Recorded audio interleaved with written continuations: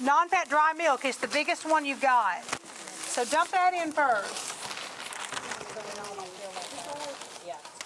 All right.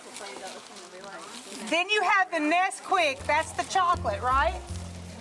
So dump in the Nesquik.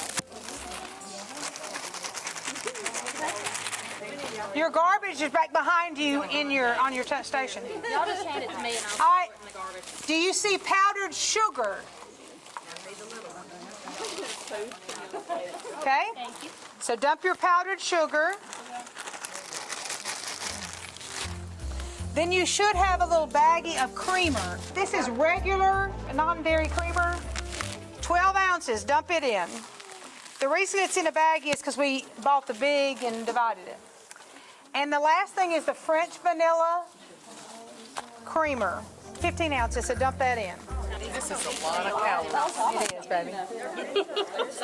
That's why it's a gift. Think about this. This is a gift. That's true. Okay, now take your whisk and mix it all up, girls. So when y'all are finished with that, make sure it's all mixed up. You can see if you have a clear bowl.